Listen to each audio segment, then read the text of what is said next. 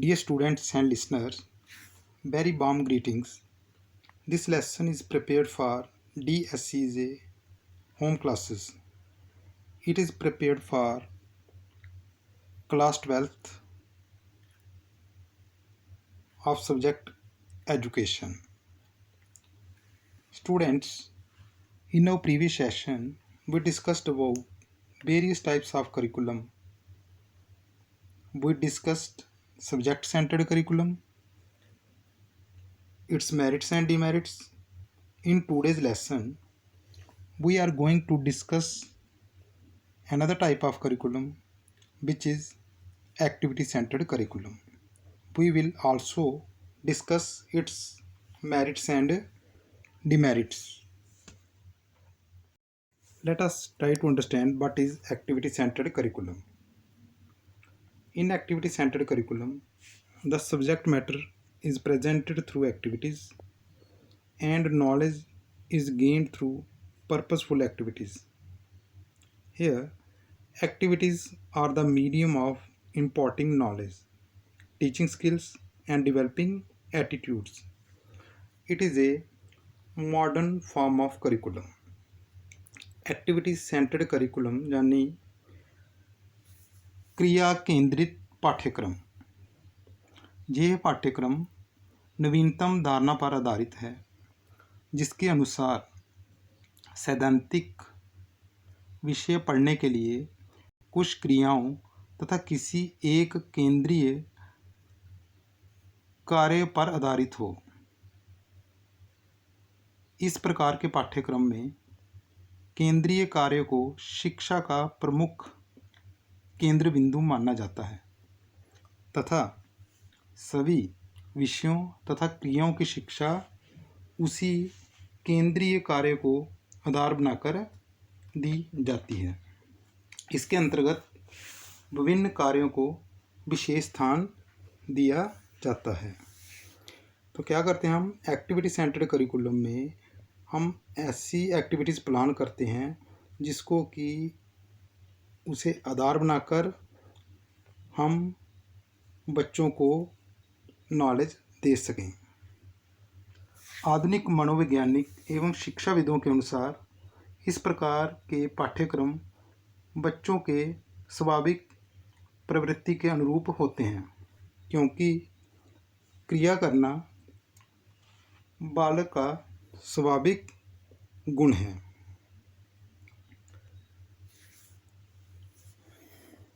In advocating activity centered curriculum, Rousseau says that instead of making the child stick to his books, keep him busy in the workshop. According to Comenius, whatever has to be learnt must be learnt by doing. Activity centered curriculum is based on the principle of learning by doing. Mean करके सीखना के सिद्धांत पर आधारित है। तो in activity centred curriculum we acquires knowledge by carrying out different activities. Learning by doing is the best form of learning. Activities done either by individual or by group. Nature of activities, वह कौन सी activities या क्रियाएँ हैं जिन्हें activity centred curriculum में शामिल किया जाता है। फिजिकल एक्टिविटीज़, शारीरिक क्रियाएँ जैसे कि गेम्स, स्पोर्ट्स, एथलेटिक्स वगैरह। रचनात्मक क्रियाएँ, creative activities like art, music, poetry, drama, literature etcetera. कल्पनाधारित क्रियाएँ, imaginative activities like story writing, painting, play etcetera. निर्माणकारी क्रियाएँ जैसे कि स्टोरी राइटिंग, पेंटिंग, प्ले। तो ऐसी बहुत सारी एक्टिविटीज़ या क्रियाएँ हैं जिनको हम आधार मानकर बच्चों की शिक्षा के लिए प्रयोग कर सकते हैं। Let us come to its merits.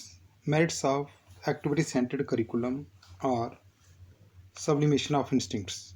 It helps in the sublimation of instincts and emotions, particularly the instincts of creativeness, curiosity, and construction, all round development. It helps in satisfying the physical, intellectual, social, and emotional needs and for overall development of the child. इस प्रकार के पाठ्यक्रम के अंतर्गत विभिन्न कार्यों को विशेष स्थान दिया जाता है। ऐसे कार्यों के चुनाव में छात्रों की मूलभूत प्रवृत्तियों, रुचियों, योग्यताओं को ध्यान में रखा जाता है तथा कार्यों को इस प्रकार से क्रियान्वयन किया जाता है जिसका कुछ सामाजिक मूल्य हो तथा जो बालकों का, छात्रों का सर्वांगीण विकास करने में सहायक हो। Third, it is psychological. Activity centered curriculum makes process of education psychological and interesting. It helps learners psychologically as they can express their emotions through active participation in some useful activities.